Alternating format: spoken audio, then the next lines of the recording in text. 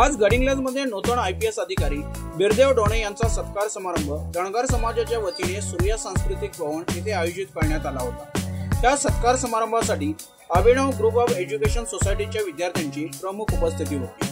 सत्कार समारंभ झाल्यानंतर विद्यार्थ्यांशी संवाद साधताना त्यांनी आपला जीवन प्रवास उलगडून विद्यार्थ्यांना भविष्यातील येणाऱ्या कठीण काळाचा सामना करण्यासाठी प्रेरणा दिली। तसेच जर तुम्हाला जीवनात यशस्वी व्हायचे असेल तर कष्टाला दुसरा पर्याय नाही असे ठामपणे सांगितले। माझ्या बाबतीत मीडियाने जरा वेगळीच भूमिका घेतली, हे एक नॅरेटिव्ह पसरवले।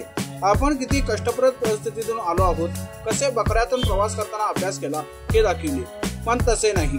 आपण यासाठी दिल्ली पुणे येथे नामांकित क्लासेस लावले होते, अनेकांचं मार्गदर्शन मला लाभलं होतं आणि त्यानंतर आपण इथपर्यंत पोहोचलो आहोत असे त्यांनी विद्यार्थ्यांना यावेळी सांगितले। पण आता लॉकडाऊनमध्ये करायचं काय या हेतून गंगापूर आमच्या शेजारीचं आहे गाव, तिथं पोस्टमनचा जॉब केला। पोस्टमनचा जॉब करण्यामागचा हेतू इतकाच होता की काय की तसं पण लॉकडाऊन होतं, ऑनलाईन एज्युकेशन चालू होतं। आठवड्यातून एक दिवस काम करून 12 किंवा 10,000 रुपये पगार त्यावेळी मिळणं डिफिकल्ट झालं होतं, आपल्याला सर्वांना माहिती आहे। सो ॲटलिस्ट एक 10-12 महिने काम करून 1 लाख रुपये तरी जमा होतील आणि तेच 1 लाख रुपये मला पुढे माझ्या शिक्षणासाठी उपयोगाला येतील या हेतून मी पोस्टमनचा जॉब केला। मला भरपूर लोकांनी म्हटले, अरे काय भाई तू इंजिनिअरिंग केलंस आणि पोस्टमनचा जॉब करतोयस, तुला लाज वगैरे वाटत नाही। कमवायला लाज काय वाटत नाही पाहिजे, कारण प्रत्येक काम हे काम असते, त्यातून काही कमीपणा नाही वाटला पाहिजे। सो हे तुमच्या मनामध्ये असलं पाहिजे आणि काय स्वतःच्या पायावर स्वतः उभारतो हे खूप मोठं आहे त्यामध्ये। त्यानंतर मी 9-10 महिने पोस्टाचा जॉब केला, पण मग त्यामध्ये एक होतं माझ्या मनामध्ये की हे 10,000 किंवा 12,000 मिळवण्याच्या मागे मी थांबलो तर माझे पाय तिथंच बांधले जातील आणि मी काय आकाशात उंच उडी घेऊ नाही शकणार। सो माझे प्राथमिक शाळेतले शिक्षक म्हणायचे की आभाळात उडणाऱ्या उंच गरुडाने जमिनीवर चालणाऱ्या हालचालीकडे जास्त लक्ष द्यायचं नसते। सो त्या हेतून लक्ष ठेवून मी तो पोस्टमनचा जॉब सोडला। त्याआधी मी इंजिनिअरिंगला सेकंड इयरला असताना इंडियन नेव्हीमध्ये सेलरची भरती झालो होतो, फक्त मेडिकल राहिलं होतं। मग त्यावेळी माझा दादा काय म्हणला की मी पण ऑलरेडी शिपाई आहे आर्मीमध्ये आणि तू पण शिपाई होता आर्मीमध्ये, तर दोघं पण बाहेर, तर घरचं कोण बघणार। सो या हेतून तो नेव्हीचा जॉब पण सोडला, त्यानंतर इंजिनिअरिंगच्या लास्ट इयरला असताना पोस्टमनचा पण जॉब सोडला। पण मग 31 मार्च 2021 मध्ये पोस्टमनचं रेजिग्नेशन टाकलं आणि 1 एप्रिल 2021ला आम्ही दिल्ली गाठली। मी आणि माझा मित्र मंगळवाडीचा जय पटेल आम्ही मग दिल्लीला गेलो। अजित शहा नावाच्या व्यक्तीनं मला क्लाससाठी मदत केली। क्लास लावण्यामागचा एक हेतू सांगतो की 1 वर्ष क्लास केला, क्लासची फी पण जास्त होती, 1.5-2 लाख रुपये होती। पण मला क्लास लावण्यामागचा हेतू इतकाच होता की क्लासला जे लावणारे पैसे उपलब्ध होणार होते ते मला मदत स्वरूपात मिळालेले होते। सो मी क्लास लावायचा विचार घेतला। समजा म्हणजे क्लास लावायलाच पाहिजे असं काही नाहीये, दोन्ही प्रकारची मुलं आहेत। क्लास न लावता गावी राहून शिकलेली, गावी राहून सिलेक्ट झालेली पण मुलं आहेत। सो तुम्ही त्या प्रकारे सुद्धा अभ्यास करू शकता। माझा हेतू इतकाच होता की काय की 2-3 वर्ष प्रिपरेशन केल्यानंतर तुम्हाला नंतर वाटू नये क्लास लावला असं बरं झालं असतं, असं नंतर वाटायला नको। सो हा हेतू मी आधीच क्लिअर केला की काय की मी क्लास ऑलरेडी लावणार आहे, क्लास प्रिपरेशन करणार आहे। काय की एखादा मेंटॉर भेटणं माहीत नाही, UPSCच्या जर्नीमध्ये कसं आहे की वेळोवेळी तुम्हाला चांगली लोक भेटावी लागतात। मग तशी मला भेटत गेली, पण मग ती प्रत्येकाला भेटतील असं नाहीये। सो जर तुमच्याकडे पैसे उपलब्ध होत असतील, घरी फायनान्शियल बॅकअप असेल तर क्लास लावायला काही हरकत नाही आहे। ओके, सो मग मी एप्रिल 2021ला क्लास लावला। 2022चा पहिला अटेम्प्ट मी दिल्लीतूनच दिला, पण माझी काही प्री क्लिअर झाली नाही। सो मग प्री क्लिअर नाही झाली, मग गावी आलो, थोडा आठवडाभर थोडंसं इकडे तिकडे झालं, परत मग दिल्लीला निघून गेलो। नोव्हेंबर-डिसेंबर पर्यंत मेन्सचा अभ्यास केला त्या दरम्यान। आणि ज्यावेळी तुमची पूर्व परीक्षा पास होत नाही आणि तुम्ही पुढच्या अटेम्प्टला परत प्रिपरेशन करताय, तो तुमचा गोल्डन पिरियड असतो। कारण त्यावेळी तो असतो ना की शांततेच्या गावामध्ये जास्त घाम काढायचा जो वेळ असतो तो असतो।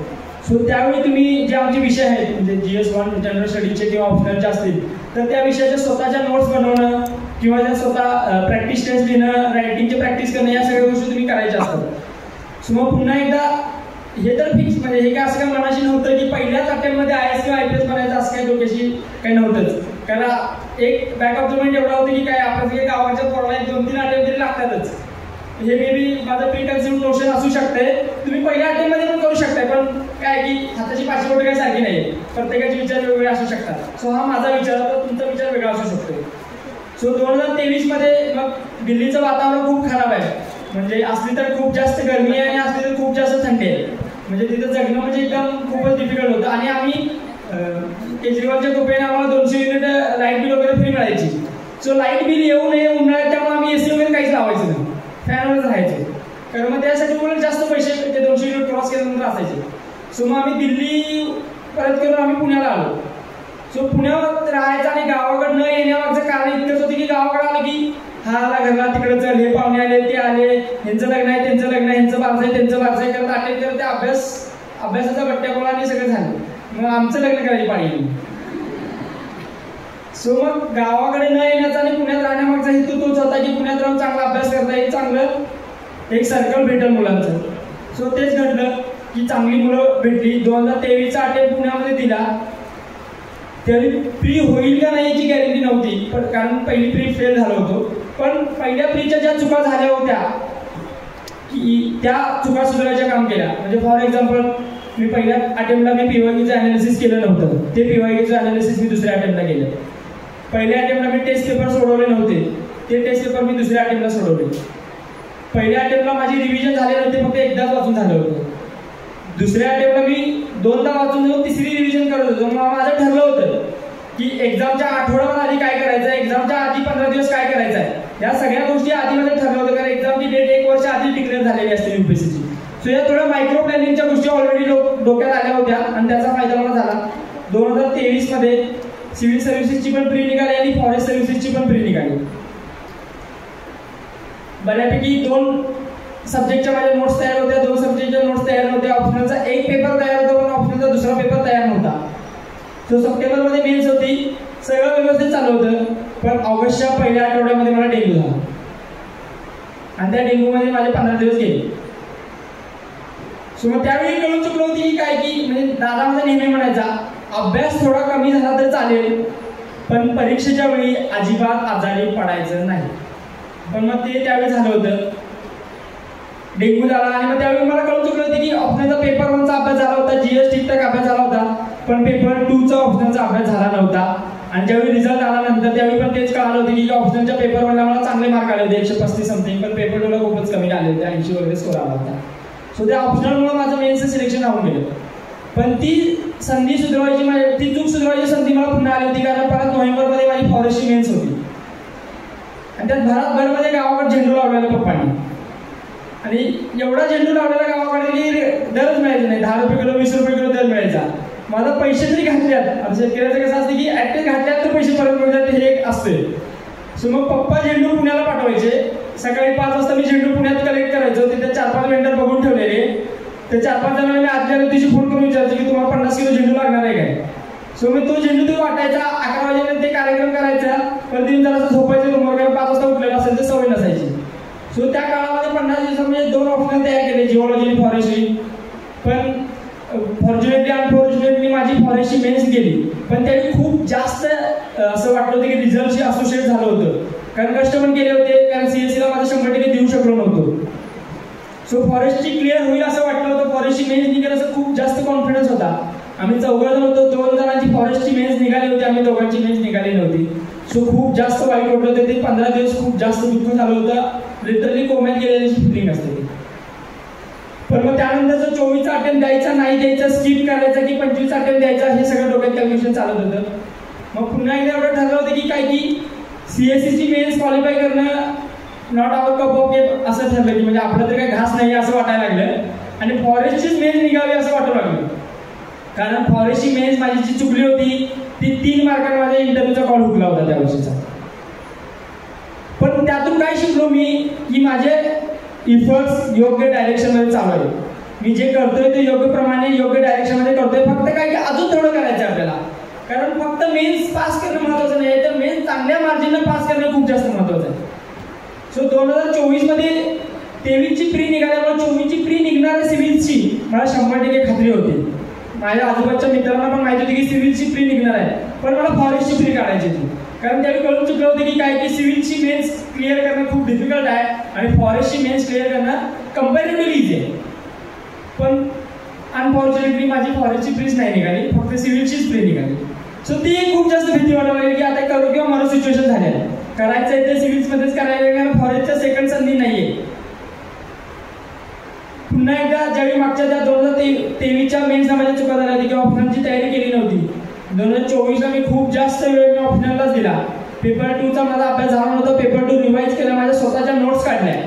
त्यानंतर पेपर 1 माझा जो स्ट्रॉंग पॉईंट होता तो अजून स्ट्रॉंग बनवला, जेणेकरून मला ऑप्शनल चांगले मार्क येतील.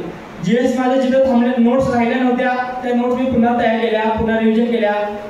2023मध्ये मी जीएसचे पेपर लिहिले होते, पण 2024मध्ये मला समजले की मला जीएसचा स्कोर येतोय, तर जीएसचे प्रश्न पेपर परत लिहिणं म्हणजे मूर्खपणा आहे.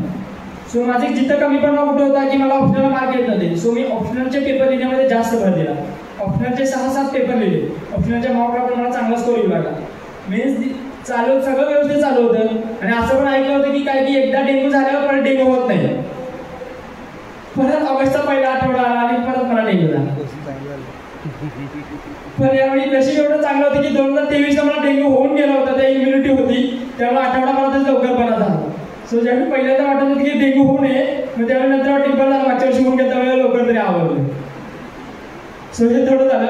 2024ची मेन्स दिली. मेन्स दिल्यानंतर ऑप्शनचा पेपर मला चांगला गेला होता याची खात्री होती, पण ऑप्शनचा पेपर 1 पर्यंत जीएसचे पेपर झाले 4, एसएचा पेपर गेला, ऑप्शनचा पेपर 1 पण गेला. त्यानंतर एवढं वाटलं की काय नाही, या वर्षाचा 100% इंटरव्ह्यूचा कॉल आहे आपल्याला. एवढी खात्री होत गेली की पेपर जसे होत गेले चांगले वाटत होतं. पण ज्यावेळी ऑप्शनचा पेपर 2चा पेपर आला, खूपच रॅन्डम पेपर आला, पण त्यावेळी वाटला जो काही इंटरव्ह्यूचा कॉल येणार आहे तो यावर्षी येणार नाही वाटतं. कारण म्हणजे प्रत्येक यूपीएससी करणाऱ्या मुलाची इच्छा असते की एकदा तरी सिलेक्शनचं माहीत नाही, सिलेक्शनची जी इच्छा शक्ती असते ती पहिल्या दुसऱ्या तिसऱ्या अटेम्प्टमध्ये निघून गेलेली असते. त्यानंतर असं वाटत असतं की ॲटलीस्ट एखादा इंटरव्ह्यू तरी देऊन यावं, कारण समाजात अशी किंमत तर नाही. कारण पोराने एवढी प्रिपरेशन केली आणि मेन्स पण क्लिअर नाही झाली असं असते थोडंफार. सोशल प्रेशर, सोसायटी प्रेशर असतेच. पण फॉर्च्युनेटली त्यावेळी माझी मेन्स क्लिअर झाली. पण मग त्यावेळी पप्पांना थोडासा किडनीचा त्रास चालू झाला आणि माझा रिझल्ट लागला डिसेंबरमध्ये. 9-10 डिसेंबरला माझा रिझल्ट लागला. त्यावेळी मी DYWD कोल्हापूरमध्ये होता. दुसऱ्या दिवशी पप्पांचं ऑपरेशन होतं PCNLचं. म्हणजे ती काय नाही की रिझल्टचा जो आनंद होता तो आनंद सेलिब्रेट करता नाही आला, कारण सगळेच हॉस्पिटलमध्ये आणि आनंद घेऊन करणार. पण मग त्याचा फायदा एवढा झाला की पप्पांचा ऑपरेशनला जाण्याचं टेन्शन कमी आलं. पोराची मेन्स तरी क्लिअर झालं, त्यामुळे टेन्शन तर नव्हतं. 20 डिसेंबरला माझा इंटरव्ह्यूचं शेड्यूल आला आणि त्यानंतर कळालं की महिन्याभरातच माझा 20 जानेवारीला माझा इंटरव्ह्यू आहे. आणि कितीही झालं, कितीही प्रिपरेशन चांगली केली असली तरी UPSCचा इंटरव्ह्यू द्यायची म्हणजे तर प्रत्येकाची थोडीफार लागतेच. आणि महिनाभरात प्रिपरेशन करणं खूप टफ असतंय. सो माहीत नसतात आपल्याला DETs काय असतात त्या. मग पण की चांगला कोर होता, म्हणजे माझ्यासोबतचे चांगले मित्र होते, त्यांनी ऑलरेडी इंटरव्ह्यू झाले होते. निशांत देशमुख नावाचा माझा मित्र होता, ते ऑलरेडी फॉरेस्टमध्ये सिलेक्ट झाला होता. सो त्याच्या इंटरव्ह्यूचा गायडन्स होता, कारण त्याला इंटरव्ह्यू चांगले मार्क होते. मग त्याचा मार्क करून त्याचा वगैरे सगळ्यांचा गायडन्स वगैरे घेऊन दिल्लीमध्ये जे तुम्ही यूट्यूबवर बघताय ते दिल्लीच्या कोचिंग क्लासेसचे मॉकचे इंटरव्ह्यूज आहेत. ॲक्च्युअल इंटरव्ह्यूचा व्हिडिओ बाहेर येत नाही. ते जे आहे ते क्लासेसचे व्हिडिओ आहे. आणि ती पण एक मार्केटिंग स्किल आहे. मार्केटिंग स्किल कसं आहे की ते इंटरव्ह्यू देणाऱ्या प्रत्येक मुलाचे मॉक इंटरव्ह्यू रेकॉर्ड करतात आणि आमच्याकडून आधीच सही करून घेतात की तुमचं सिलेक्शन झालं की आम्ही व्हिडिओ टाकणार. सो कोणाचे ऑलरेडी हात बांधलेले असतात. आणि रिझल्ट झाल्यानंतर 20 जानेवारीला माझा इंटरव्ह्यू दिला मी गल्फूर हाऊसला. सो आम्हाला त्या इंटरव्ह्यूच्या टॅबमध्ये डिटेल ॲप्लिकेशन फॉर्ममध्ये छंद वगैरे विचारले जातात. सो मी धनगरचा मुलगा आहे, त्याचा मला 100% अभिमान आहे. त्यात मला अजिबात कधीच लाज नाही वाटली. म्हणजे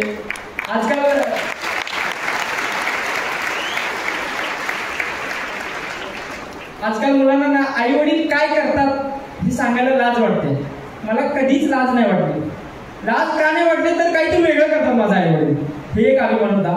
सो माझा म्हणजे आई वडील पकडे लागतात तर माझा छंद पण शीप अँड गोट ट्रेडिंग हा लिहिला होता मी हॉबी तिथं. आणि त्या हॉबीशी रिलेटेड म्हणजे हॉबी लिहिणं म्हणजे काही की फक्त आपल्या गावाची पकड लागते तसं काही नसतंय. तर त्या हॉबीच्या रिलेटेड सगळ्या गोष्टी म्हणजे आमच्या मामांच्या पोरांना म्हणजे मी जात होतो बकऱ्यात. म्हणजे 9वी-10वी पर्यंत उन्हाळ्याच्या सुट्टीमध्ये आम्ही पूर्ण सुट्ट्या बकऱ्यात असायचो. पण जसं इंजिनिअरिंगला गेलो किंवा जसं सायन्सला गेलो तसं बकऱ्यात जायचं ओघ कमी आला. म्हणजे आम्ही 1-2 महिने जायचो, त्यानंतर आठवडाभर जाऊ लागलो. पण ते जायचा मोह काय आवडत नसायचा, कारण लहानपणापासून खूप जास्त वेळ बकऱ्यात घालवलेला असायचा. आणि सुट्टी बकऱ्यात ते तेवढं वेगळंच असायचं. म्हणजे त्या निमित्ताने पाहुण्यांना पण भेटणं वगैरे व्हायचं. सो तो एक असायचा. पण मग बकरी राखतो म्हणजे आपली गावाकडची बकरी राखतात तसं नसते, त्याची पूर्ण डिटेल सायंटिफिक इन्फॉर्मेशन गोळा करायची असते. म्हणजे आपल्या बकऱ्यांच्या ज्या ब्रीड आहेत त्या ब्रीड कोणत्या कोणत्या असतात, म्हणजे हिमाचल प्रदेशला वगैरे गड्डी बकरवाल वगैरे ते पण आहेतच, नोमॅड ट्राइब्स आहेत. या सगळ्यांच्यामध्ये आपल्यामध्ये काय फरक आहे तर आपल्यामध्ये बकऱ्यांच्या ब्रीड कोणत्या असतात, दूध किती देतात, किती महिन्याला पिल्ली घालतात तर किती पिल्ली देतात, रोग होतात तर रोग कोणते होतात, त्या रोगांना औषधे कोणती दिली जातात, आपली बकरी दूध देतात तर किती देतात तर का कमी देतात, तर मग अशा दूध देणाऱ्या कोणत्या प्रजाती जास्त आहेत परदेशांमध्ये. त्यासोबतच लोकर देतात तर ती लोकर का तुमची पुअर क्वालिटीची लोकर आहे, आपली बकरी का पुअर क्वालिटीची लोकर देतात, तर मग अजून परदेशामध्ये चांगली लोकर देणाऱ्या कोणत्या प्रजाती आहेत त्या पण, किंवा आपल्या बकऱ्यांची दूध देण्याची क्षमता वाढवण्यासाठी काय करायला पाहिजे, किंवा लोकरीची क्वालिटी वाढवण्यासाठी काय करायला पाहिजे, या सगळ्या गोष्टींचा अभ्यास करावा लागतो. सो त्या सगळ्या गोष्टींचा. आणि मला त्यानंतर विचारलं पण की तुमचा छंद काय आहे. ऍक्च्युअली इंटरव्ह्यूमध्ये मला विचारले का बोर्ड मेंबरना की तुमचा छंद काय, मग मी सांगेन शिप अँड गोट रेअरिंग आहे. मग शेळी दूध किंवा मग त्यांनी मला क्वेश्चन विचारला की डॉक्टर्स आजकाल शेळीचे दूध का रिकमेंड करू लागले लोकांना. सो मी त्यांना सांगितलं की काय की शेळी खूप जास्त मेडिसिनल प्लांटचा पाला खातो आणि ती जे मेडिसिनल प्लांटचा पाला खाते ते जो मेडिसिनल कंटेंट असतो तो तिच्या दुधामध्ये उतरवतो आणि तो दुधामध्ये उतरवलेला दूध जे डायबेटिक पेशंट वगैरे जे आहेत त्या पेशंटला डॉक्टर रिकमेंड करतात कारण मेडिसिनल व्हॅल्यू असल्यामुळे. मे बी ते जे ग्राउंड टू द सिच्युएशन होतं की कारण ऍक्च्युअल ग्राउंड रिलेटेड होतं, मी पाहिलं होतं, मी अनुभवलं होतं. सो त्याचा मला मे बी फायदा झाला असेल असं त्यावेळी वाटलं होतं. आणि इंटरव्ह्यू माझा पहिल्याच झाला स्लॉटमध्ये, म्हणजे की 10 जानेवारीपासून काय ते इंटरव्ह्यू चालू झाले होते आणि माझा पहिल्या 10 दिवसामध्ये 20 जानेवारीला इंटरव्ह्यू होता. बाकी प्रत्येक मुलांचे इंटरव्ह्यू 25-30 मिनिटं वगैरे चालत होते आणि मी जाणारा बोर्डला म्हणजे 5 बोर्ड असतात आणि त्या एका बोर्डला जाणार म्हणजे सेकंड लास्ट कॅन्डिडेट होतो. आणि त्या दिवशी भरातभर म्हणजे आमचा बोर्ड लेट झाला चालू होता, म्हणजे 2 वाजता ऍक्च्युअली आफ्टरनूनचा बोर्ड चालू होतो पण आमचा बोर्ड 2:30 वाजता चालू झाला आणि काही करून त्याला 5 वाजता संपवायचं होतं. कारण प्रत्येकाच्या याच्यामध्ये गडबड होती आणि त्याला काही देणे नव्हतं कारण अशी 3000 पोळे इंटरव्ह्यूला येतात आणि त्यांना कसं शेवटी मानवी काय स्वभाव आहे की किती तेच क्वेश्चन किंवा त्याच गोष्टी कसं विचारायच्या वगैरे, मग ते शेवटी ते पण बोर्ड मेंबर वगैरे पण बोलवतात. नंतर मी समथिंग मला 4:30-35 वगैरे माझा इंटरव्ह्यू चालू झाला आणि मला 18-19 मिनिटांचा हात करून दिली. त्यावेळी बाहेर आल्यानंतर मी माझ्या मित्र म्हणजे झालं त्यानंतर सगळं साहित्य वगैरे बाहेरच काढून गेलेलं असतं आणि त्यानंतर मित्रांना आलं, मी निशांतला पहिल्यांदा फोन केला की अरे बाई काय बाकीच्या पोरांचा 25-30 मिनिटं इंटरव्ह्यू झाला आणि माझा 18-19 मिनिटाचा इंटरव्ह्यू झाला. पण मी माझी ती पहिली रिॲक्शन होती इंटरव्ह्यू झालेल्याची ती मी त्या मित्राला सांगितली होती, त्याला ती माझी मुवमेंट कॅप्चर केली होती की काय काय माझी फिलिंग आहे, रॉ फिलिंग काय असतात, जे पहिला कॉल असतो जे रॉ फिलिंग असतात. मग कारण जे आपण काही सत्य घडले असते ते सांगत असतो. नंतर जसं आपण धोलपूर हाऊसपासून लांब येऊ म्हणजे पुण्याला येऊ तसं त्याला चटणी मसाला वगैरे लागलेला असतो आणि ऍक्च्युअल घडलेल्या गोष्टी वेगळ्याच असतात आणि समाजात पसरलेल्या गोष्टी वेगळ्याच असतात. तर चटणी मसाला लावून गोष्टी बाहेर पसरलेल्या असतात.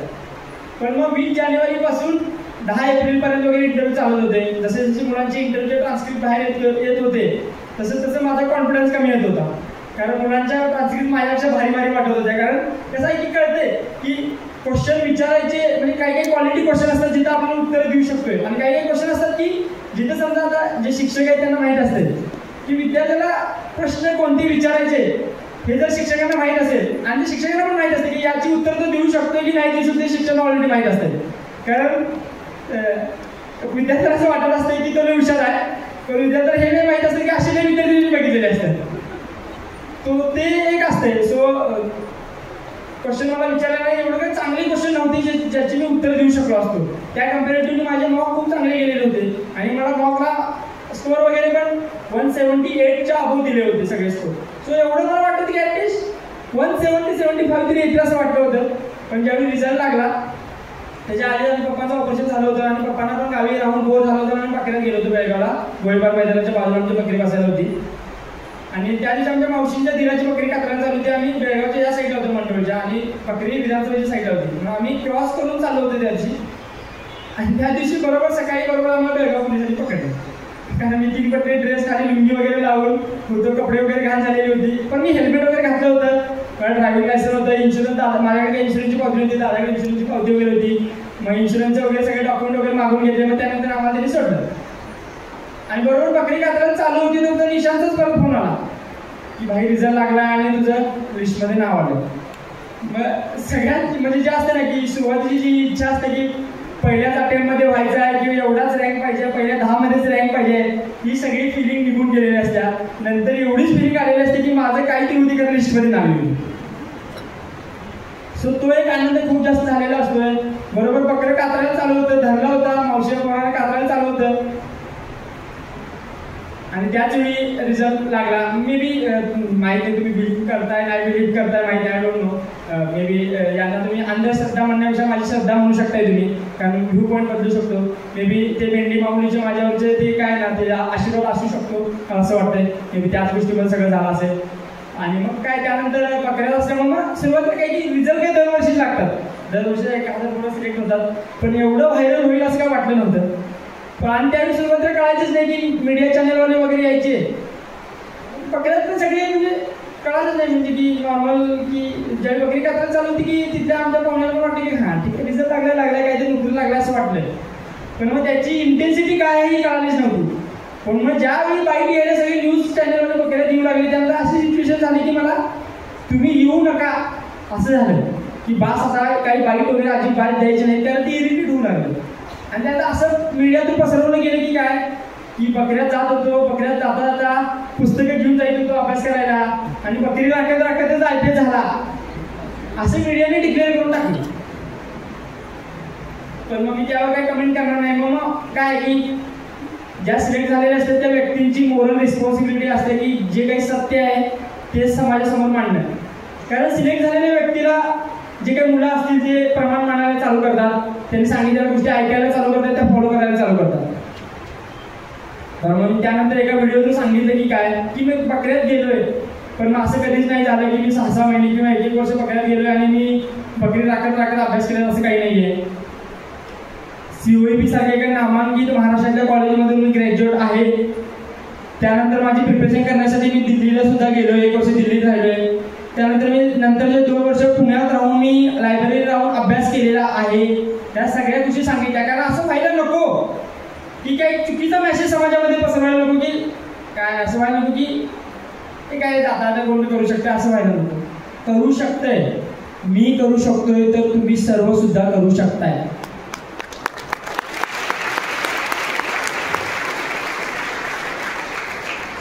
फक्त काय की त्यासाठी जे काही लागतंय त्या सगळ्या गोष्टी तुम्हाला सुद्धा सॅक्रिफाईस कराव्या लागतील. फक्त एक विद्यार्थी प्रिपरेशन करत नसतोय तर पूर्ण फॅमिली प्रिपरेशन करत असते. सांगायचा उद्देश काय की त्या काळामध्ये ते 3-3.5 वर्षाच्या काळामध्ये आम्ही पण फेसबुक, इंस्टा, व्हॉट्सअप वापरलं, पण कधी वापरलं माझी मेन्सची एक्झाम झाल्यानंतर किंवा माझी प्रीची एक्झाम झाल्यानंतर तेवढंच 10-15 दिवस वापरलं. पण ज्या दिवशी मी जास्त वेळ व्हॉट्सअपवर राहू लागलो त्यावेळी मला दादाच विचारायचा काय व्हॉट्सअप कसं अजून चालू आहे तुझं. कारण जास्त वेळ व्हॉट्सअप चालवलं की तुला माहिती आहे की ह्याचं लग्न झालं, त्याचं लग्न झालं, ह्याचा कार्यक्रम आहे, त्याचा कार्यक्रम आहे, इकडं चल तिकडं चल, पार्टी करा, हे करा चालू झालेलं असते. सो सोशल मीडियापासून लांब राहणं खूप जास्त गरजेचं आहे. ते एक तुम्ही जास्त ओळखून घ्या. आणि सुरुवातीला तर थोडंसं ही माझी ॲक्च्युअल जर्नी होती जी की मी तुम्हाला सांगितली. पण मग एक काय की 551 रँक आला होता, पण मला जे वाटलं होतं की इंटरव्ह्यूला चांगले मार्क येतील तसं काही घडलं नाही. मला ॲव्हरेजच स्कोअर आला, 160च मार्क आले. 175 वगैरे मार्क आले असते तर मी सध्या IAS झाला असतो, IPS बरोबर.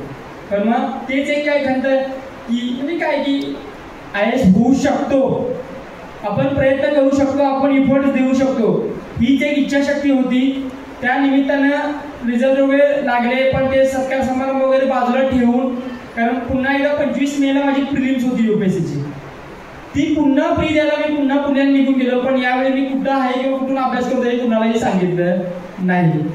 इतकं जास्त व्हायरल झालं होतं की प्रत्येकांना शुभेच्छा जाऊ दे पण त्यांच्यासोबत मला फोटो काढायचा आहे, हा ट्रेंड व्हायरल झाला. मग ते झालं. त्यानंतर मग पुन्हा प्री दिली, फॉर्च्युनेटली प्री निघाली. पण मग पुन्हा पप्पांना वगैरे ॲडमिट करावं लागत असल्यामुळे माझा रिझल्ट लागला. मग जूनचा पूर्ण महिना माझा पप्पांच्यासोबत गेला.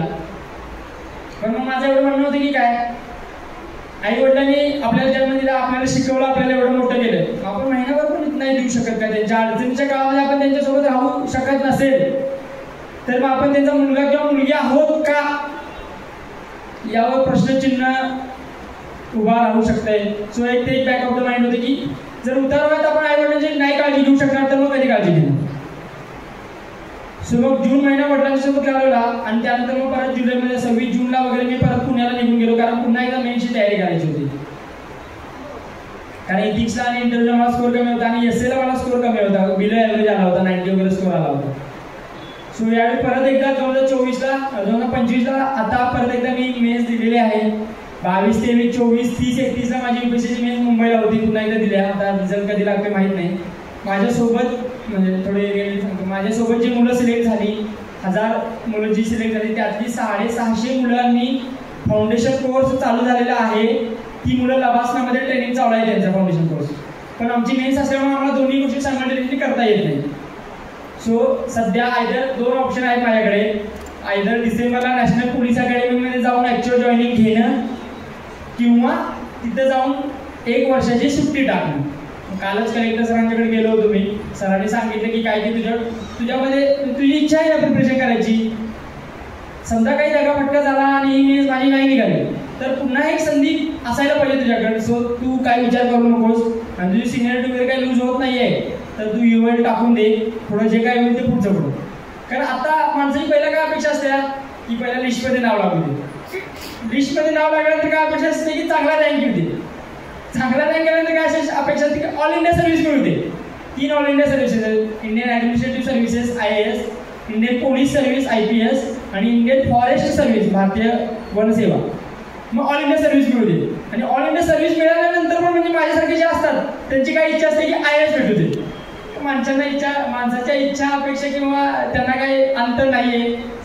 सो ते आहे. पण मग काय की यातून काय शिकायचं आहे तर तुम्ही तुमची इफर्ट्स द्यायचे. भगवद्गीतेमध्ये पण सुद्धा सांगितले की फळाची अपेक्षा न करता प्रत्येकानं स्वतः कष्ट करत राहायचं. सो बाकी आणि प्रत्येकाला माहीत असते म्हणजे जे 10वीचे विद्यार्थी आहेत किंवा जे 12वीचे विद्यार्थी आहेत किंवा जे कॉम्पिटेटिव्ह एक्झामिनेशनची तयारी करायला त्या विद्यार्थ्यांना माहीत असते की आपण तयारी एक्झाम जवळ आल्यावर करतोय. काही एक्झामच्या आधी 1-2 महिने आधीपासून चालू केलेले असतात आणि स्वतःचा आरसा बनलेलं चांगलं असतंय. कारण काही वेळा दुसऱ्या सांगितलेला जास्त त्रास होतो. सो त्या गोष्टी तुम्ही स्वतःच्या जरासं लक्षात ठेवा. आता 2 गोष्टी ही माझी कंडिशन होती. आता 2 गोष्टी फक्त पालकांच्यासाठी. आता माहीत नाही की मी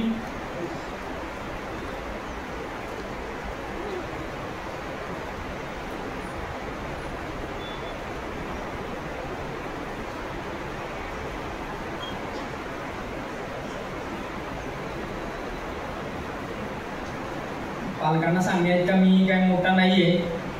काय शेवटी 2 शब्द सांगू शकतो. शेवटी ऐकायचं नाही ऐकायचं पालकांची गोष्ट आहे. आजकाल काय ट्रेंड आहे की आई वडील दोघं घरी मोबाईल घेऊन बसणार पण पोरात तेवढा मोबाईल वापरायचा नाही बघा असं म्हणून चालणार नाही. तुम्हाला जबाबदारी अजिबात झटकून चालणार नाही. मुलगा शिकतोय तर तुम्हाला सुद्धा त्याग करावा लागणार आहे. 9वी, 10वी, 11वी, 12वी माझ्या घरी TV असून सुद्धा आम्ही केबल काढली होती. आई आणि पप्पा वगैरे म्हणायची काय तू अभ्यास कर की आमचा TV बघता की. तसं होत नाही. कारण त्याग सगळ्यांना करावं लागतं. एखादा मुलगा प्रिपरेशन करत असेल तर तो मुलगा प्रिपरेशन करत नसतो तर त्याची पूर्ण फॅमिली प्रिपरेशन करत असते. सो त्या गोष्टी तुम्ही लक्षात ठेवा. आजकाल मोबाईल कसं आहे की 2 धारी तलवार आहे. म्हणजे आम्ही सुद्धा मोबाईलचा वापर केला आहे. ChatGPT नावाचं ॲप आहे मोबाईलच्या प्ले स्टोअरवर. ते तुम्हाला खूप जास्त गोष्टी सांगतं, पुस्तकांच्या पेक्षा बाहेरच्या गोष्टी जाऊन सांगतं. पण त्याच मोबाईलचा दुरुपयोग सुद्धा होऊ शकतो. काय आहे की युट्यूबवर एकदा रील्स बघायला चालू केले ना की कधी 2 तास निघून गेले कळत नाही. कारण ते पण एक कन्झम्पशन आहे. म्हणजे मी तर म्हणेन काय की तंबाखू पान वगैरे खाणं ही पारंपरिक व्यसनं होती. व्हॉट्सअप इंस्टा ही आधुनिक व्यसन आहे. कारण तंबाखूच्या वेळी माणूस खाताना बोलत तरी असायचं माणूस की तंबाखू पान खाऊन तरी बोलत तरी बसायचं. हे व्हॉट्सअप इंस्टा वापरताना माणूस बोलतच नाही. सो या गोष्टी कुठेतरी तुम्ही कंट्रोल करायला पाहिजे असं मला वाटतं. यूज करा. म्हणजे काय की माणूस म्हणून जगायचं आपल्याला काही सोडायचं नाहीये पण त्यावर काही असायला पाहिजे. काही काही एवढं जाणवतं की ते बघितलं तुम्ही सर्वांनी पबजी खेळता खेळता मुलांना वेट लागले. माणूस गेमसाठी बनलाय की गेम माणसासाठी बनला हेच कळायचं बंद झालं. सो काय की ते ॲडिक्शन लागू नये तुम्हाला कोणत्या गोष्टीचं, त्यासाठी पालकांचा रोल खूप जास्त महत्वाचा आहे. आपला मुलगा इंग्लिश मिडियमलाच शिकला पाहिजे, सेमी इंग्लिशच घेतलं पाहिजे आणि मराठी मीडियम अजिबात चांगलं नाही आहे असं काही नाही आहे. जे मीडियम वगैरे आहे ते शिकायचं माध्यम आहे. कोणत्याही माध्यमातून मुलगा मोठा होऊ शकतो. सो आणि काय की शेवटी आपल्या सर्वांचं काम काय आहे की घोड्याला पाण्यापर्यंत न्यायचं काम आहे. शेवटी पाणी प्यायचं की नाही पाणी प्यायचं ते घोड्याने ठरवायचं आहे. सो घडला तर त्याच्यासाठी घडतोय, बिघडला तर त्या स्वतःसाठी बिघडतोय. शेवटी मुलांनी सुद्धा हे लक्षात ठेवायचं काय की आयुष्य आपलं आहे. आई वडिलांनी आपल्याला चांगले शिक्षण द्यायचं काम केलेलं आहे. शिकायचं नाही शिकायचं तुमचं वैयक्तिक आहे. हाच काळ असतोय 9वी 10वी 11वी 12वी जो की इमारतीचा पाया असतोय. आणि आपल्याकडे कसा ट्रेंड आहे 10वीचा बोर्ड आहे ना, ठीक आहे 9वीला टाइमपास केला तर चालतो. 12वीचा बोर्ड आहे ना, 11वी कॉलेजला जायचं नाही. 12वीला डोक्यात गेलेलं असते, पप्पाने मोबाईल वगैरे घेऊन दिलेला असते, टू व्हीलर वगैरे घेऊन दिलेलं असते, कारण पोरगं कॉलेजला जायचं असते. सो तसलं काही करू नका. जे काही तुम्हाला काय की बँकेमध्ये पैसे ठेवून सिंपल इंटरेस्ट घेण्यापेक्षा मुलांच्या शिक्षणावर आणि आरोग्यावर खर्च करून कंपाऊंड इंटरेस्ट घ्या.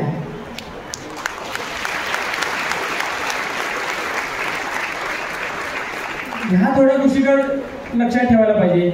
मुलग्याला गाडी घेऊन देणं, कपडे नवीन नवीन घेऊन देणं, मोबाईल घेऊन देणं, घेऊन द्या त्याबद्दल माझं काही दुमत नाही. नाही तर म्हणजे तू कोण सांगणार, शेवटी तुमचा निर्णय आहे.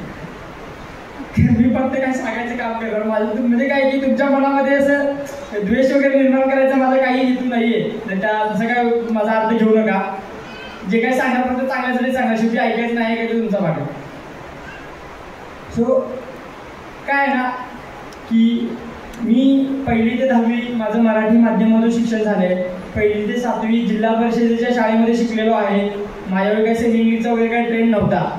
पण आता आला असेल, मुलाची कपॅसिटी असेल, मुलाची इच्छा असेल तर तुम्ही त्याला घालू शकताय. फक्त काय की मुलावर जबरदस्ती नका करू. म्हणजे काय की नाही काय पलीकडच्या पोरं इंग्लिश मिडियमला जाते तर तुम्ही इंग्लिश मिडियमला जायचंच बरं असं काय करू नका. त्याच्या छंद कलेनुसार घ्या.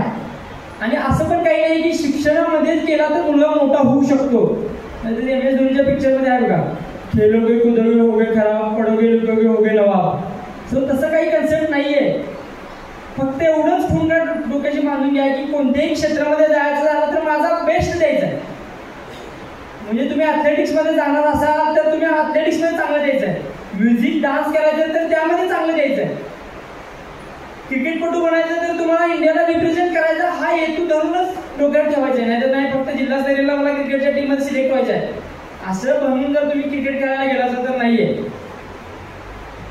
जे काही करायचं ते मनापासून करा. जिथं जायचं तिथं जावा. फक्त काय जिथं जाईल तिथं टॉपचं नाही एवढं करायचं की टॉपला जायचं आहे. म्हणजे जरी तुम्हाला रिसर्चमध्ये जायचं तर चांगला सायंटिस्ट बनायचा आहे. DRDO, BARC, इस्रो या इन्स्टिट्यूशनमध्ये तुम्हाला ॲडमिशन घ्यायचं आहे. UPSC MPSC करायचं आहे तर टॉपची पोस्ट घ्यायची आहे. सामान्य पदावर अजिबात समाधान मानायचं नाही. पण याचा हेतू हा नाहीये की काय की आपल्या अपेक्षा आणि आपली तयारी यामधली दरी जितकी कमी असेल तितकं महत्त्वाचं आहे. कारण अपेक्षा असायच्या एवढ्या आणि प्रिपरेशन असायचं एवढं तर त्या फेजमध्ये खूप जास्त ताणतणाव, डिप्रेशन आणि याचं एक्स्ट्रीम व्हर्जनमध्ये सुसाईडच्या केसेसमध्ये सुद्धा अवलंबन होतंय.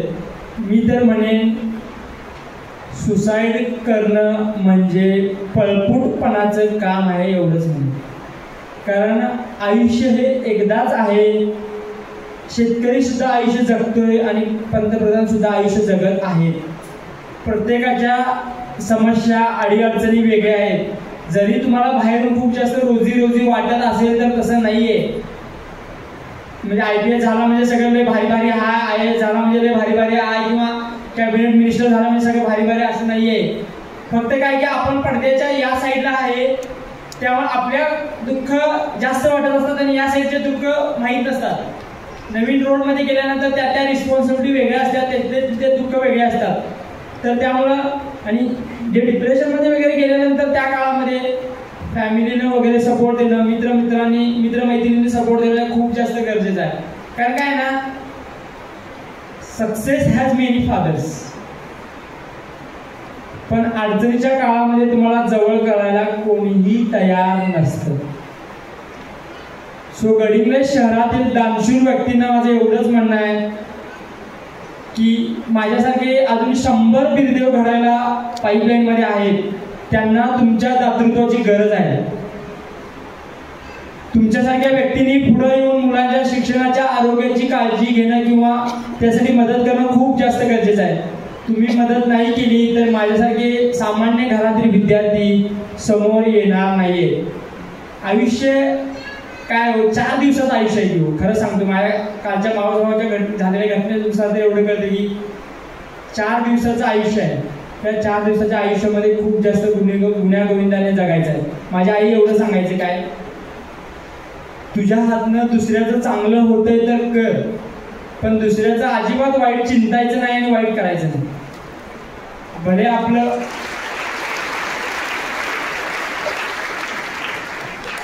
आपलं चांगलं होतंय नाही होतंय, लोकांचं आधी चांगलं होऊ दे, त्या मागोमाग माझं चांगलं होतं. सो आपण म्हणजे पालकांनी विद्यार्थ्यांना काय सल्ला देतोय हे खूप जास्त महत्वाचं आहे. त्या सल्ल्याकडे थोडंसं बघायला पाहिजे. जेवढं एकजूट राहू तेवढं खूप जास्त चांगलं आहे. माणसांमध्ये आणि जनावरांमध्ये काय वेगळं आहे तर माणूस आपल्या भावना व्यक्त करू शकतो, त्या भावनांसाठी माणूस एकमेकांना जवळ करू शकतो, हे वेगळं आहे. पण आजकाल थोडंफार वेगळा स्ट्रीम चालू आहे की मटेरियलिझमच्या मागं माणूस धावू लागलाय. कन्झम्पशन ओरिएंटेड म्हणजे ते काय नाही की डिमार्टायझेशन आणि वॉलमार्टायझेशन चालू झालंय की जायचं डिमांडमध्ये लागत असलं नसलं तरी घ्यायचंच. सो किंवा झोमॅटो स्विगी सारखं झाले, खातंय की एवढं माहीत नाही पण नुसतं मागवायचं. काय की भूक भागवणं, काय की त्या जिभेची चव भागवणं, त्यामागचा हेतू हेच कळत नाही. सो माझं यामागचं म्हणजे मी काही तत्वज्ञ वगैरे असं काही नाही आहे किंवा मी तुम्हाला बाबा ज्ञान द्यायला लागलो यातला काही भाग नाही आहे. फक्त समाजाची सद्यस्थिती काय आहे तो फक्त तुमच्यासोबत मांडायचा एक विचार करतोय. आणि दुसरा भाग काय की ते आहे. आणि 2 गोष्टी, एक तर पालकांसाठी झालं, अजून पालकांसाठी सांगायचं झालं तर काय की एकदा 2दा 3दा विद्यार्थी अपयशी झाला म्हणजे तो आयुष्यामध्ये फेल झाला असं नाहीये. आयुष्य हे स्पर्धा परीक्षा किंवा शिक्षण किंवा जॉब नोकरी या पलीकडे आहे, हे तुम्हाला लक्षात ठेवायचं. सो पालकांनी विद्यार्थ्यांच्या शिक्षणावस्थेत असताना म्हणजे बाकीचे काही जवळ नसतात, ही रियालिटी आहे. माझ्या सुद्धा जवळ नव्हते. आता तर अशी सिच्युएशन झाली की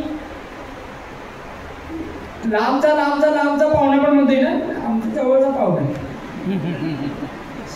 असं व्हायला नको. तुम्हाला जर विद्यार्थ्यांना जवळ करायचंच आहे तर त्याच्या अडचणीच्या काळामध्ये जवळ राहा. आर्थिक पाठबळ मिळू शकते पण मानसिक सपोर्ट मिळणं आजकाल खूप अवघड झालं. तू करू शकतोस, तू करायला पाहिजेस आणि तुला वाटतंय ना तू करू शकतोस तर तू कर. शेवटी काय की विद्यार्थ्यांना माहीत असते, माझं एवढंच काय म्हणणं आहे की विद्यार्थ्यांना माहीत असते की आपण करू शकतो किंवा नाही करू शकतो. स्वतःला स्वतःची पात्रता माहीत असते. माझा दादा नेहमी मला म्हणायचं की नाही हा शेवटचं वर्ष आहे, तुला पैसे पाठवणार, पुढचं वर्ष तुझं बघायचं. पण काय असतं की समोरचा व्यक्ती आपल्याकडे एक्सपेक्ट करत असतोय, त्यामुळे तो आपल्याला बंधनं टाकायचा प्रयत्न करत असतो. कारण हे आपल्याला काही पंचवार्षिक योजना नाही आहे की काय नाही आता चालू केलं म्हणजे 5व्या वर्षी सिलेक्ट व्हायचं. एवढं तयार करायचं की लवकरात लवकर आपण आपल्याला ज्या काही एक्सपेक्टेशन आहेत त्या पूर्ण करायचा प्रयत्न करायचा आहे. आणि विद्यार्थ्यांच्यासाठी सांगतो 2 गोष्टी. म्हणजे पहिला तर जे विद्यार्थी 10वीच्या खालचे आहेत त्यांना सांगतो काय की टक्केवारीच्या मागे धावू नका. म्हणजे 3 Idiots मध्ये म्हटलंय बघा की कामयाबी के पीछे मत दौड़ो, काबिल बनो. म्हणजे स्वतःला पात्र बनवा. त्यासाठी जितकं तुम्ही स्वतःला पात्र बनवाल तितकं खूप जास्त महत्त्वाचं आहे. कारण तुम्हाला आम्हाला सर्वांना माहिती आहे की आदल्या दिवशी अभ्यास करून घोकंपट्टी करून सुद्धा पास होता येतं, पण त्या कन्सेप्ट समजून घ्या. म्हणजे डिसिप्लिन म्हणजे काय सांगतो तुम्हाला, शाळेहून आल्यानंतर शाळेचा ड्रेस काढून ठेवणं आणि दुसरा ड्रेस घालणं हा एक डिसिप्लिनचा भाग आहे. दिलेला अभ्यास रोजचा रोज पूर्ण करणे, शाळेला वेळेवर जाणं हा डिसिप्लिनचा भाग आहे. आणि पालकांची जबाबदारी पण कशी आहे बघा. आता आधी आमच्या वेळेचे पालक कसे म्हणायचे, आम्ही तर आधी शाळेत मार खाल्ल्याला सांगायचं तर घरी यायचोच नाही, कारण शाळेत मार खाल्ल्यावर सांगितल्यावर घरात आधी मार खायला लागायचं. पण आजकालची स्थिती कशी झाली, पालक म्हणतात शिक्षकांना आमच्या पोराला हात लावायचा नाही, शिकले शिकू दे नाही ते काय देऊ दे, कारण हात लावायचा नाही. ही म्हणजे मनस्थिती काही चांगली नाही. कारण काय आहे की दगडाला मूर्तीमध्ये घडवायचं झालं तर छन्नीचे घाव शिक्षकांना घालावेच लागतात.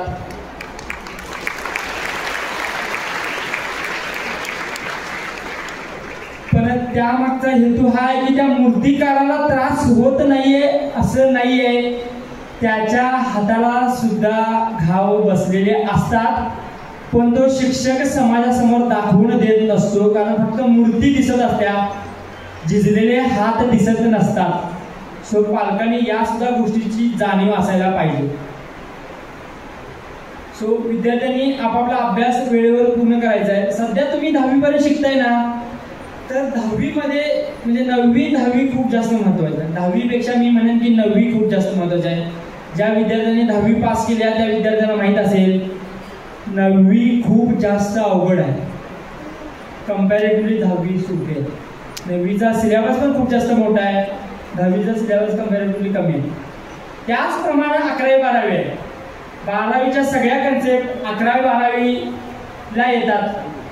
11वीच्या ज्या कन्सेप्ट असतील त्या सगळ्या गोष्टी तुम्हाला 12वीमध्ये रिपीट होतात. पण काय की थोडेसे ॲडव्हान्स झालं काय, शेवटी त्याच गोष्टी रिपीट केल्या तर काय पॉईंट नाही 12वीला. सो 9वी 10वी 11वी 12वी या जास्त जे पाया आहे इमारतीचा तो भक्कम बनवायचा आपल्याला. नंतर आर्किटेक्चरल लावून ॲस्थेटिक व्ह्यू बद्दल उपयोग होणार नाही. एकदा पाया तुमचा कमकुवत बनला तर इमारत तुम्ही किती मजली बांधताय नंतर कधी ती ढासळेल त्याची शाश्वतता देता येणार नाहीये. आणि काय की समजा की तुम्हाला स्पर्धा परीक्षा म्हणजे आजकाल म्हणजे मी तर म्हणेन की माझं सिलेक्शन झाल्यानंतर एक समाजामध्ये काय ते वेगळंच चाळ आहे की मुलांना नाही 10वी पासून माझ्या पोरग्याला स्पर्धा परीक्षेला तयारी करायला लावायची आहे. आजकाल असं की 8वी पासून तयारी करायला लावायची आहे. तर सो असं काही करू नका.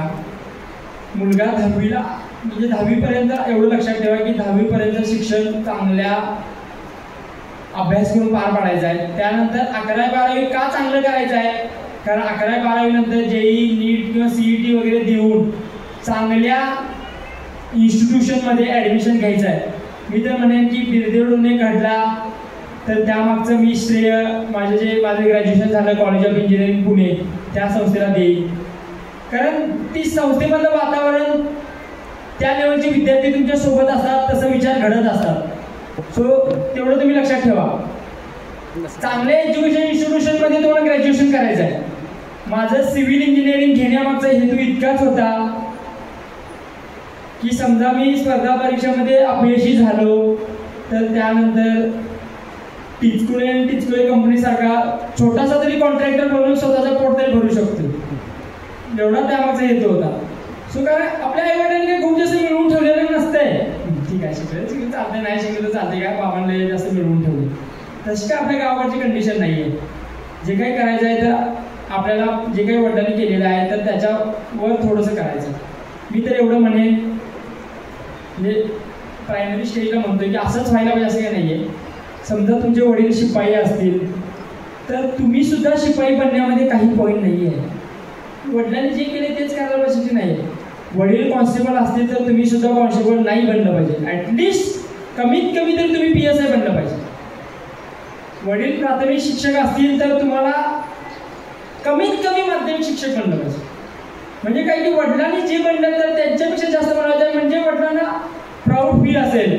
आणि तुम्हाला सांगतो की आयुष्यामध्ये 2च व्यक्ती असतात की ज्यांना तुमचं चांगलं व्हावं असं वाटत असतं. एक आपले आई वडील आणि दुसरं आपले शिक्षक.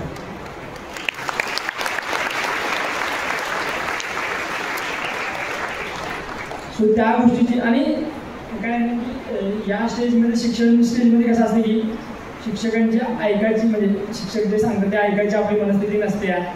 मान्य मी पण त्या स्टेजमधून गेलेलो आहे. पण काही काही वेळा काय असते की त्यांनी आपल्यापेक्षा जास्त पावसाळे बघितलेले असतात.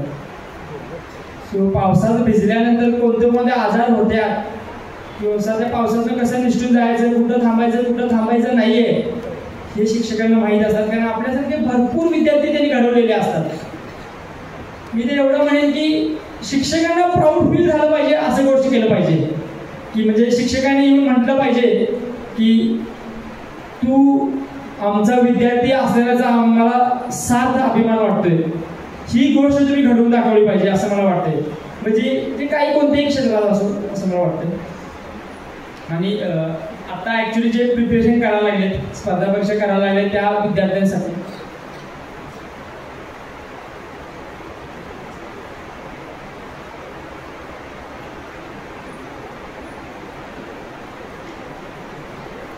माझा अजून उपवास पण आहे गुरुवार, काय खाल्लेलं पण नाही.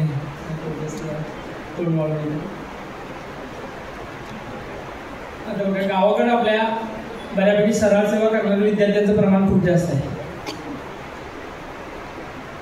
तेच मगाशी सांगितल्याप्रमाणे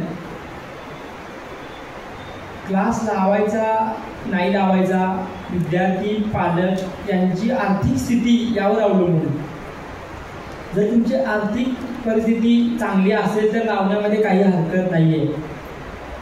पण तुम्हाला प्रिपरेशनमध्ये सपोर्ट करण्यासाठी एखादा तरी फायनान्शियल बॅकअप ऑप्शन तुमच्याकडे असायला पाहिजे असं वाटतं. कारण विद्यार्थी पैसे आणि अभ्यास दोन्ही गोष्टी सायमल्टेनियसली नाही मॅनेज करू शकत. मी UPSC करण्यामागचं कारण इतकंच होतं कारण माझा मोठा भाऊ आर्मीमध्ये होता, म्हणजे आहे तो सध्या आलाय, तर तो मला महिन्याला पैसे पाठवायचा. सो मला पैशांची काय काळजी नव्हती, घरचं सगळं मॅनेज करत होता. घरी काय लागतंय काय नाही लागतंय तो सगळं बघत होता. सो मी मुक्तपणे अभ्यास करू शकत होतो. सो ह्या सगळ्या गोष्टी तुम्ही पुरेपूर विचार करा. काय की बिरदेवने स्पर्धा परीक्षा केली म्हणून मी पण करायला पाहिजे असं काही नाही आहे. पण यातनं सांगायचा उद्देश काय की मी करू शकतोय तर तुम्ही सुद्धा करू शकता. पण त्यासाठी सुद्धा तुम्हाला कष्ट द्यावे लागणार आहे.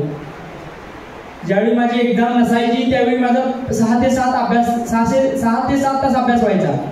म्हणजे काय की जायचं लायब्ररीमध्ये पुस्तक टाकायचं, रात्री पुस्तक दप्तर घेऊन यायचं असं नव्हतं. तर आम्ही काय करायचो की बाबा आत्ता अभ्यास करत बसलो तर मोबाईलचा चांगला कसा वापर करून घ्यायचा सांगतो. आम्ही अभ्यासाला बसलो की टायमर चालू करायचं,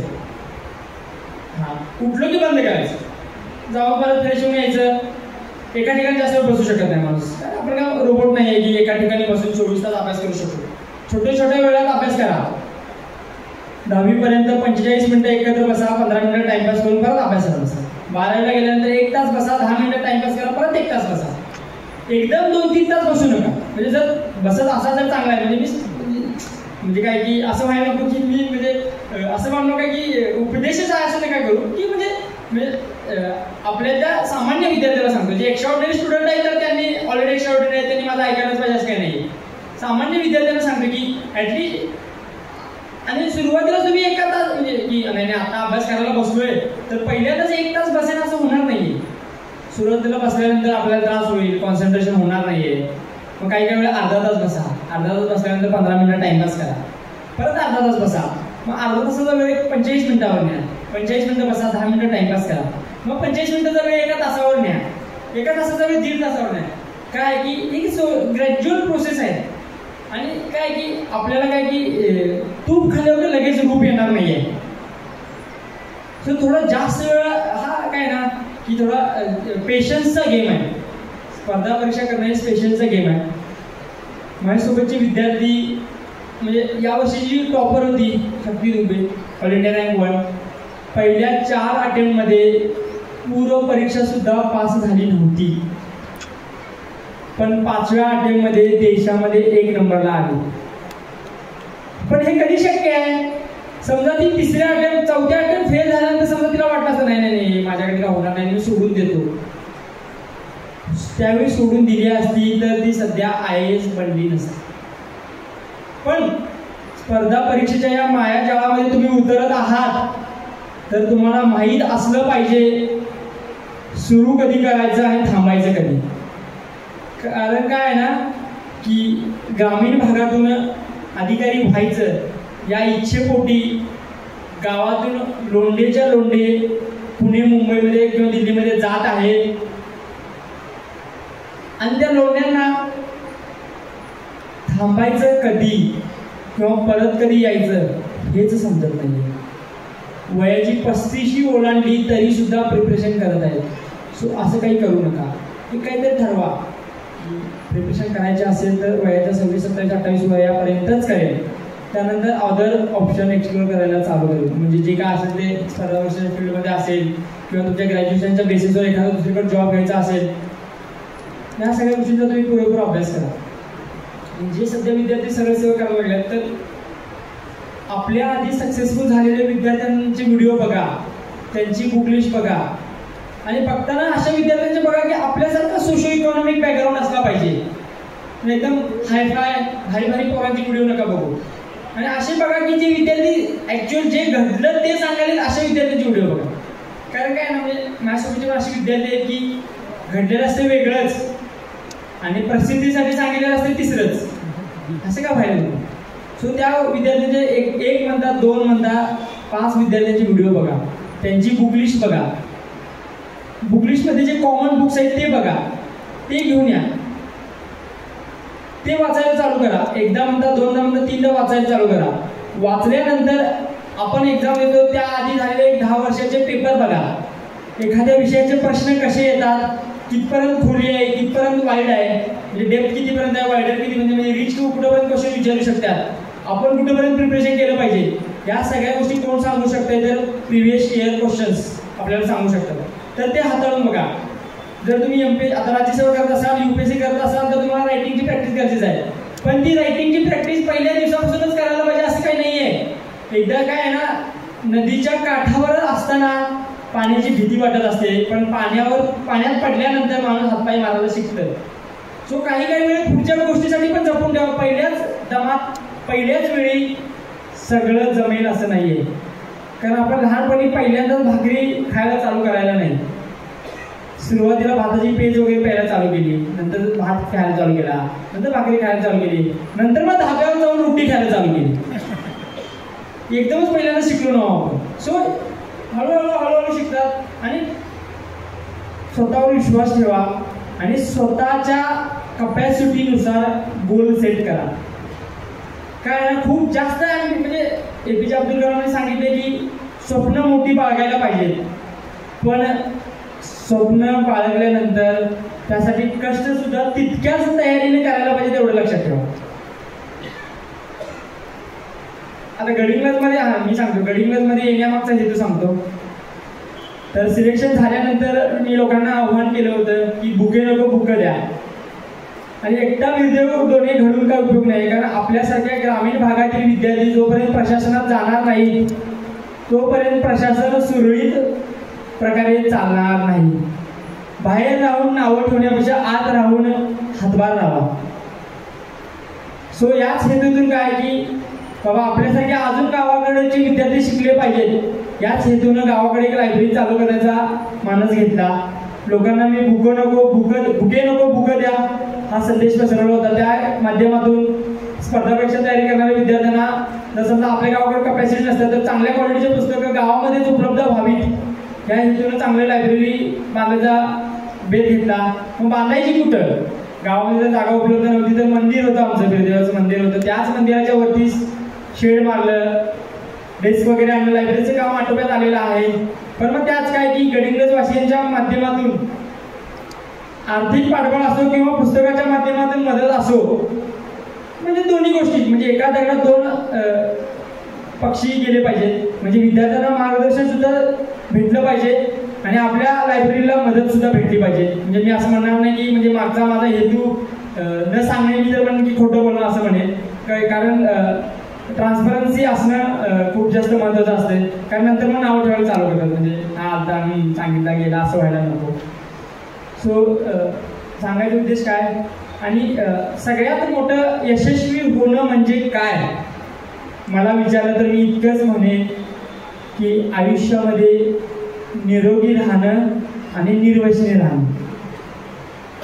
मी म्हणेन की व्यसनाधीन होणं खूप सोपं आहे पण निर्व्यसनी राहणं खूप अवघड आहे आणि तुम्हाला अवघड बघायचंच आहे ना तर निर्व्यसनी राहून दाखवा. कारण आजकाल म्हणजे समजा मुली ज्यावेळी मुलं बघत असतात आता माझं पण एज लग्नाचं झालेलं आहे खूप जास्त स्थळं पण येत आहेत ऑनेस्टली त्यावेळेस केलं आहे.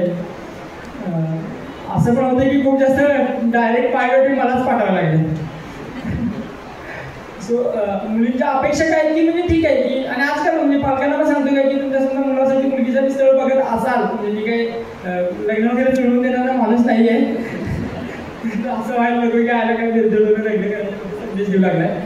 पण मुलाकडून किंवा मुलीकडून अपेक्षा करताना खूप मिनिमॅलिस्टिक अपेक्षा झाला. कारण बघा ना मुलगा शिकल्यानंतर जॉब पकडल्यानंतर तो जॉब चांगला आहे की नाही ते चांगल्या जॉबवर राहणं त्यानंतर घर बांधल्यानंतर जमीन घेणं किती अवघड झाले आजकाल. सो म्हणजे मी ते म्हणेन की मुलींनी असलं पाहिजे की मुलगा स्वतःच्या पायावर उभा राहिलाय ना हे माझ्यासाठी खूप महत्वाचं आहे. मुलगा निर्व्यसनी आहे ना हे माझ्यासाठी खूप महत्वाचं आहे. मुलाच्या आई बाबांनी मिळवून ठेवले 50-60 लाखाची प्रॉपर्टी याच्याकडे लक्ष देऊ नका. ऑनेस्टली सांगतोय मुलगा तुमची काळजी घेणारा असावा तुमच्या अडीअडचणीत तुमच्या आई वडिलांच्या मागे थांबणारा असावा. सो या गोष्टीकडे लक्ष द्या. आणि मुलांनी पण बघताना मुलगी की काय की नाही जॉब करणारे अजिबात नको घरातले काम बघणारे असायला पाहिजे असं काय फालतूपणा करू नका. कारण असा मुलगा बना किंवा असा नवरा बना की आपल्या बायकोच्या शिक्षणाच्या ज्या इच्छा असतील त्या पूर्ण करा. काही वेळा अशा गोष्टी घडलेल्या आहेत माझ्या रियालिटी की मुलगी लग्न झाल्यानंतर स्पर्धा परीक्षा करून PSI किंवा DYSP झालेली आहे. सो असे बना सासू सासरे बनायचं आहे तर मुलगी म्हणजे सून प्रिपरेशन करते ना तर आई म्हणजे सासूला घरातली कामं स्वतः केली पाहिजे. आणि काय की घरातली कामं करणं म्हणजे काही लय जास्त मोठी गोष्ट नाहीये. लग्नाच्या आधी सुद्धा आई करत असत्या त्यानंतर तर थोडा वेळ करण्यात काही हरकत नाहीये. पण काय की लग्न होऊन सिलेक्ट झाल्यानंतर मुलीनं आपल्या सासू सासऱ्यांना विसरू नये ही पण तितकीच तिची मोरल रिस्पॉन्सिबिलिटी आहे म्हणजे. कारण आभाळात उडताना किंवा आभाळात वावरताना आपल्याला किंवा आपली जमिनीशी असणारी नाळ आपल्याला विसरायची नाही आहे. किती सुद्धा उंच भरारी घेतली तरी आपले पाय जमिनीवर ठेवायचे आहेत. एवढंच बोलेल मी आणि माझे 2 शब्द संपवले.